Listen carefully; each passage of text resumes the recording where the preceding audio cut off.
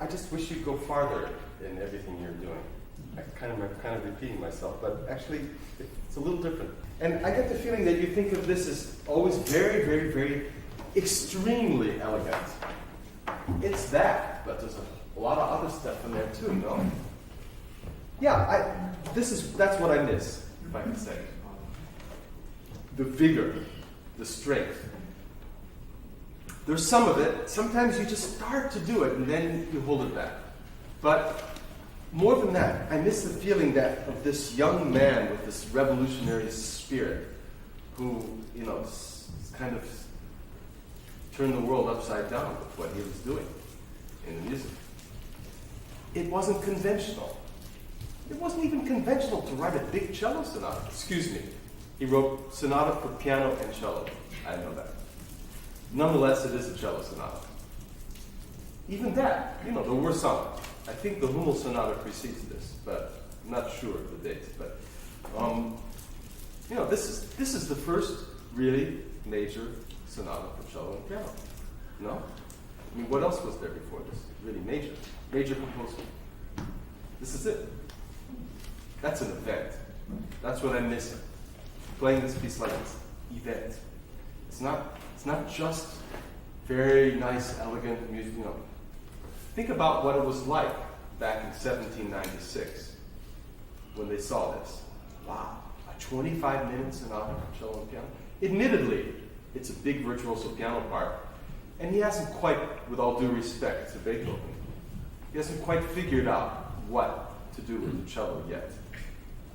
He understood better in the second sonata, and then he kind of hit the nail right on the head with the A major. And from that point on, everything changed. He was getting there, so he was searching. Even that is important in this piece, The wild, pioneering, adventurous spirit. Could we hear some of that? Are you ready for it? Okay, so remember what I said? It's not conventional. It's not conventional. Nothing normal about this. It starts with something and it stops right away. We try?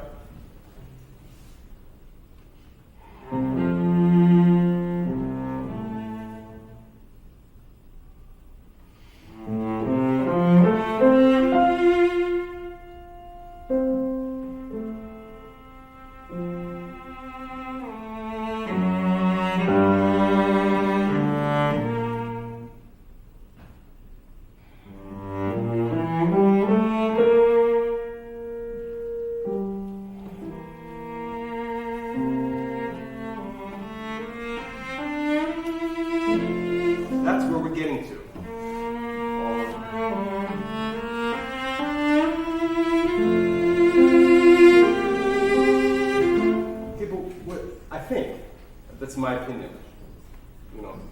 Maybe you disagree. But if that's where we're getting to, we're not there yet at the beginning. But you played it like, we're already comfortable and well established. So, you know what I mean? Searching, trying, experimenting, that kind of thing. Pioneering. You're in a new land, the land of cello sonatas.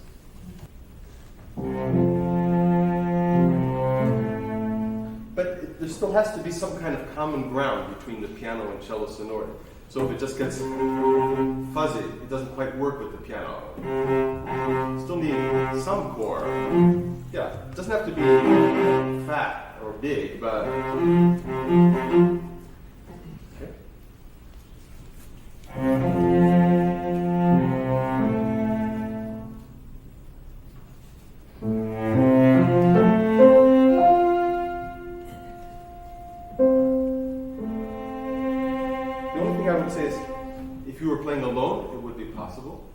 but the fact that she goes,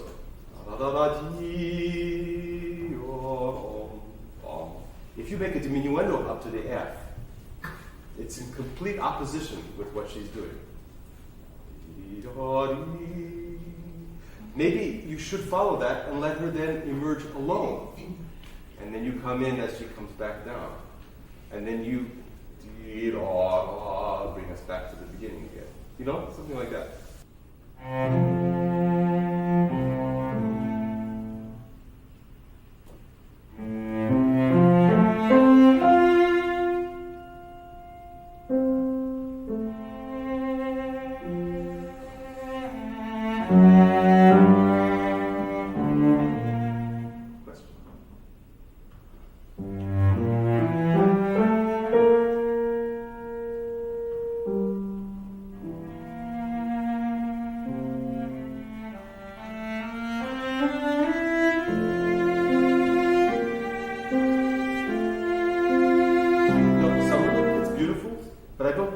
Feel like you're quite convinced we got anywhere that's worth getting to.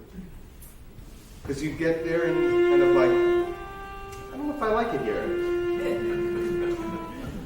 Yeah, it doesn't have to be huge, but at least, like, this is a nice place.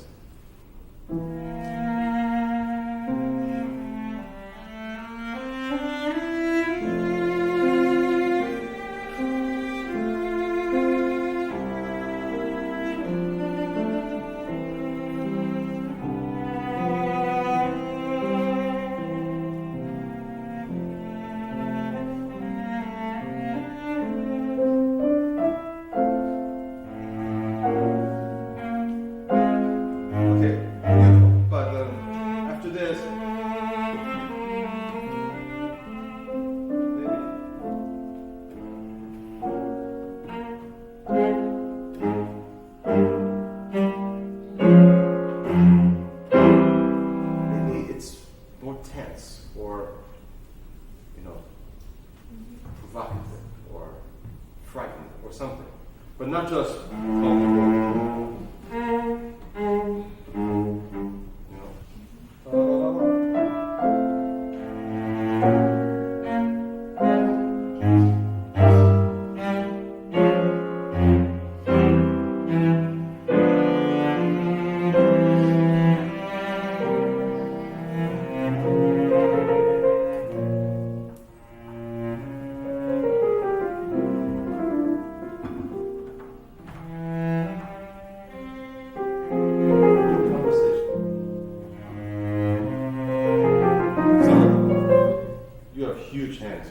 that A flat C without a shift.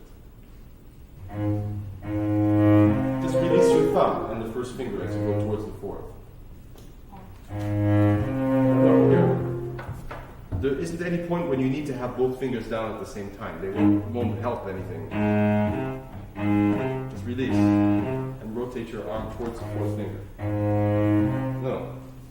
First finger. Now, as you prepare your fourth finger in the air, there's a point where it will come down, you just release the first at the same time. Okay? Yeah, you don't have to hold them down at the same time, yes. Yeah, right. And that way you avoid that little schmutz there that doesn't give you anything musically. I mean, sometimes we don't have a choice, but there's nothing beautiful about that.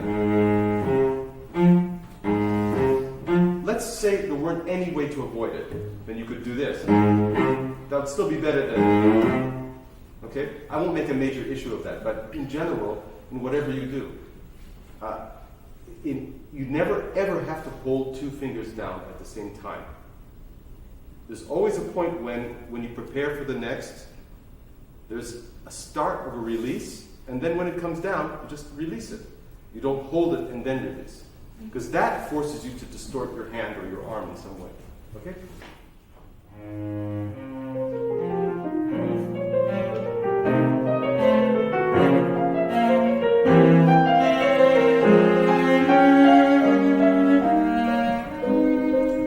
Summer. No measly sounds. If you want to be intimate, but don't be weak, okay? Mean everything you do, okay?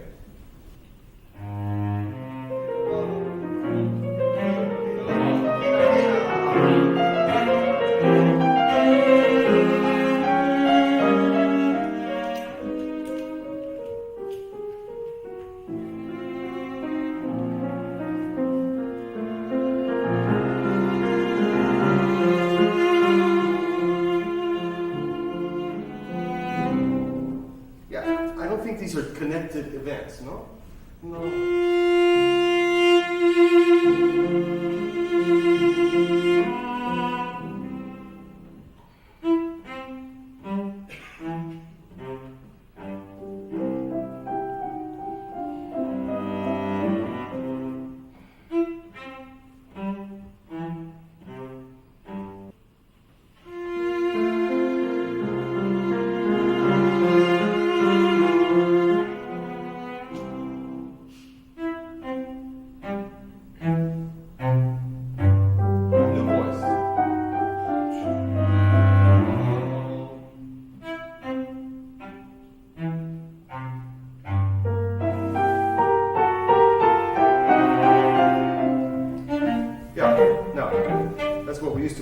Shoe shine blowing. I think shoe shine blowing is a good blowing, but when you have a dot over both notes, maybe, right? There's dots over both notes. So if you play, that actually sounds like a long and a short. Maybe up, down, and off, and short, off the string. That's a very Beethovenian figure, fourth symphony. Second, okay, right there.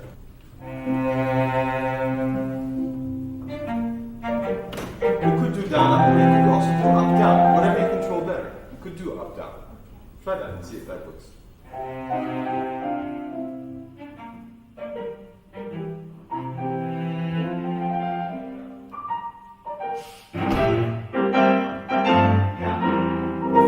Doesn't slip when you play that, it wasn't enough. Cello.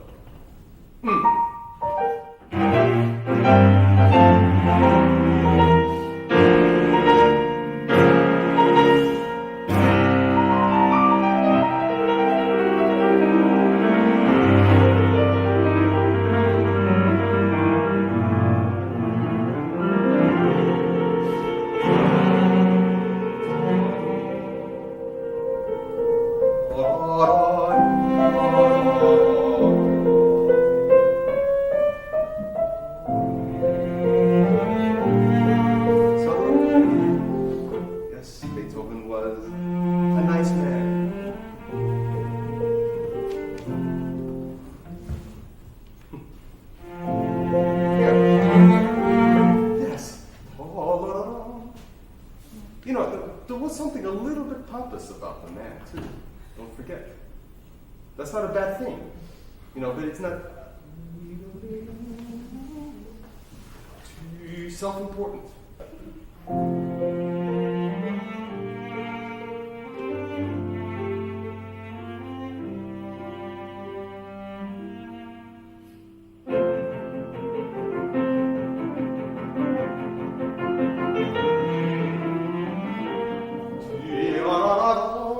Like you want to be the soloist there, and the piano says, "Get out of the way. It's my phrase here." Like, you ain't good enough for this. Okay? And even though it's piano, there's a certain excitement. I feel you're playing this like it's comfortable.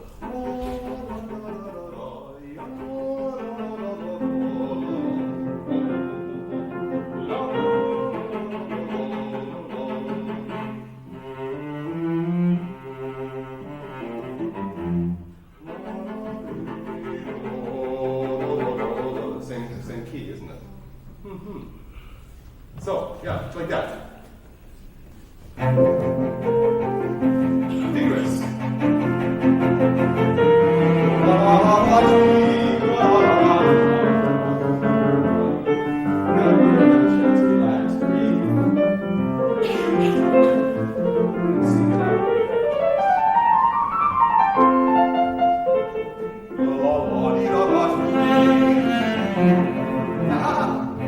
She just played her phrase. You don't have to worry about her. Just play. Yeah, so we've got to cross 3 strings, but it's one phrase. I have the feeling that most of what I'm saying, you're looking at me thinking like, what is this guy talking about? Oh, no. Oh, okay. Okay. What I mean is, it sounds like this. La. da-da-da-da, da-da-da-da. Like that was 3 phrases instead of 1. It's unfortunate it's on 3 strings, I admit it. But what are we going to do? So try to make the A string go to the D, and the D is going to become the G string. And then you're going to enjoy the color of each of the strings, and it's going to add to the whole phrase. Okay, that kind of thing. Or you could also start on the D string if you like, but I think it's an A string phrase. Yes. I don't hear the little notes. I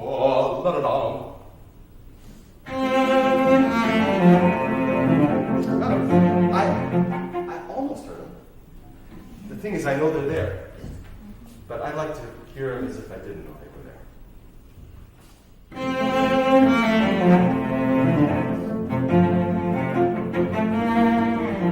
What about those? Dee-dum, dee-dum, dee-dum, dee-dum, dum-ba-dum-bum, dum-bum.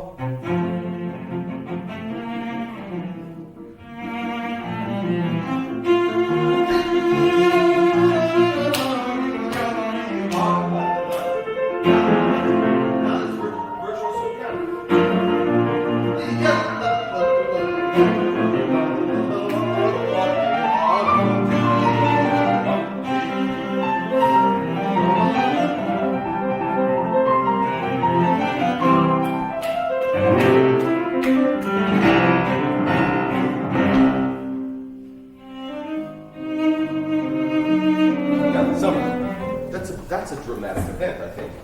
You know?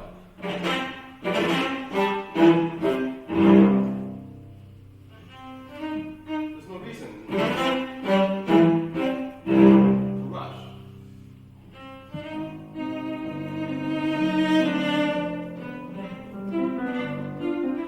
That's Beethoven being elegant. He's trying anyway.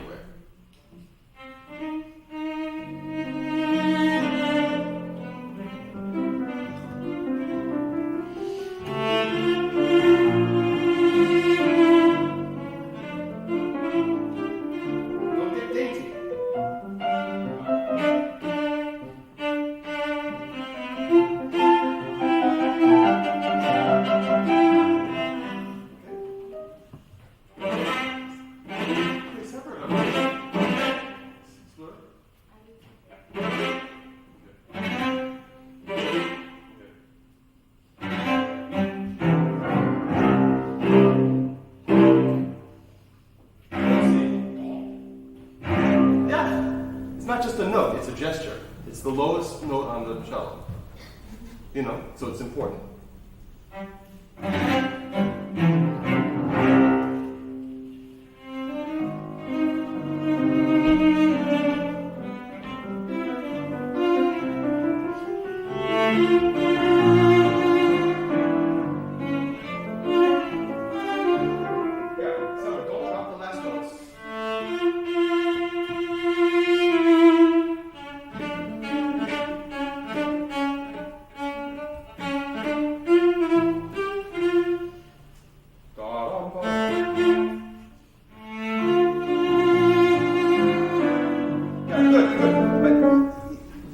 Dropping before you get to the E, so it sounds like this. You know, so we need to hear the change.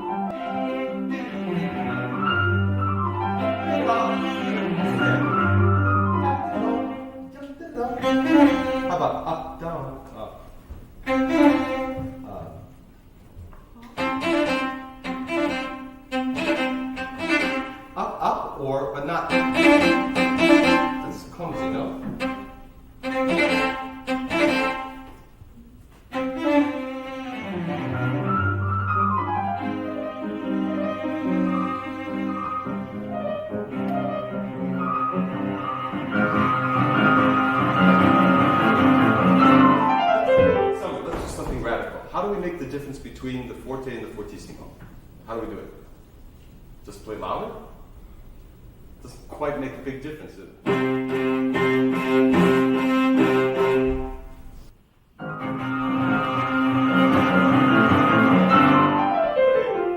you have another idea? I'll do something, suggest something incredibly radical to you. Play all down bows when you get to the fortissimo.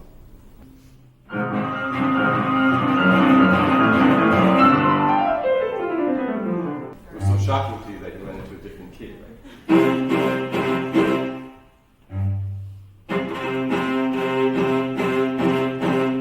But as sustained as you can, so that it has an assistant quality. In the end, is that a good bowing or not? I don't know. Maybe not. But I think the feeling should be in it. Another way would be to keep it strong in the forte, but more contained in the bowing. And then open it up for the fortissimo. But we need a big difference. Sometimes actually I just feel like playing all down bows there. But that's probably just an act of aggression. It happens.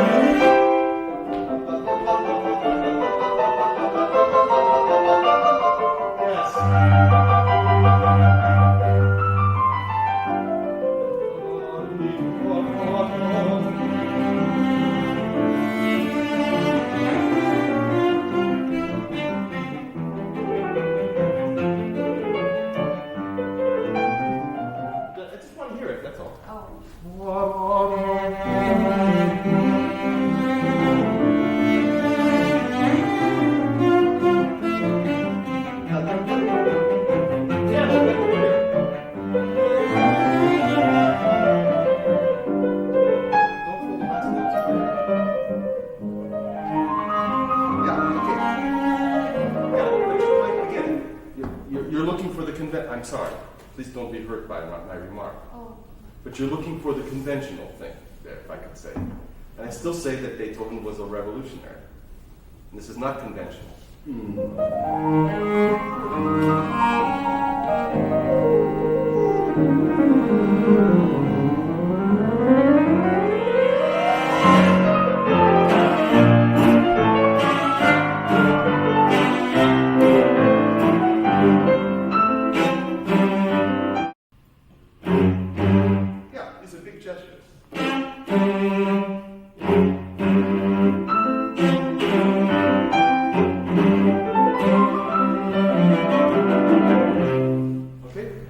They sound a little bit insignificant if you just play it. Okay?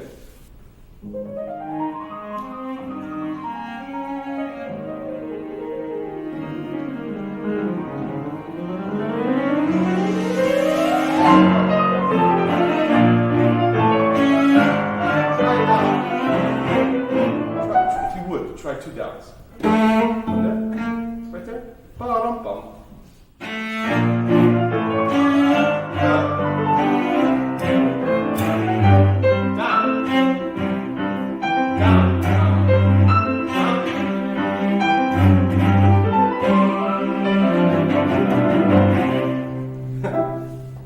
That was aggressive. But it's not for aggressive sake. You know, that's not the point. But weighty and strong and, you know, maestoso and not elegant. Again, part of the issue is that these figures are important because it is what the cello has to play. You shouldn't make it into something it's not. But if you de-emphasize it, it sounds insignificant.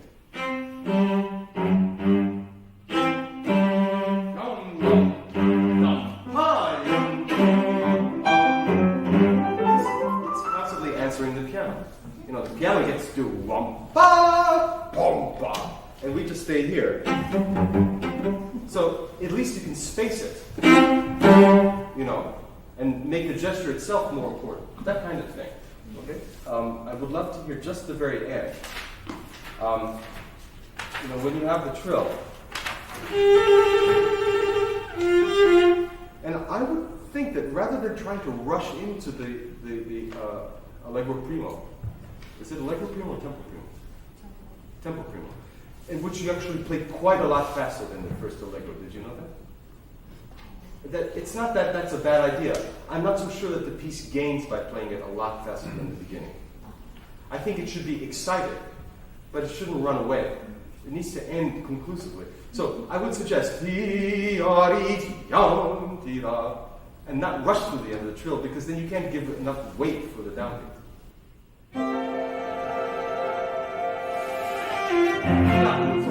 Maybe don't play the Nachschlag so quickly.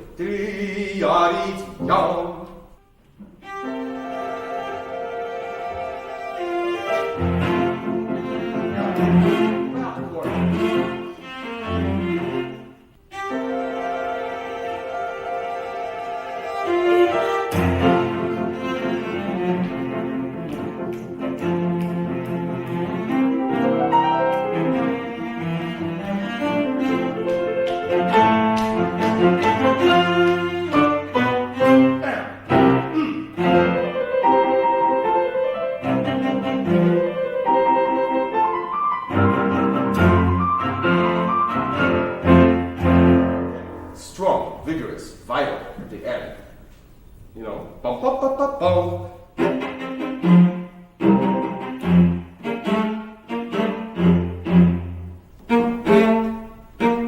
Always coming back to the frog. Yeah. So if you have this motion, bum bum.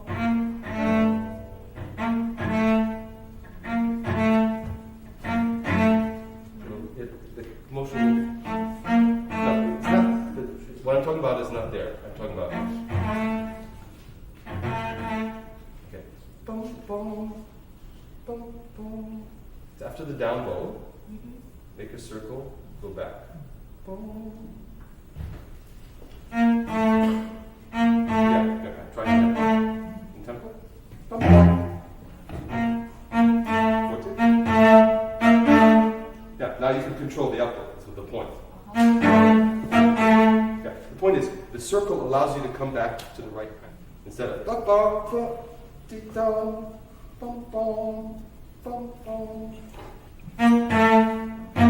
yes. You see what I mean? Now you can control it. You can do it as many times as you want, but the preparatory motion is incorporated into the release so that you can come back and you're there. You get it?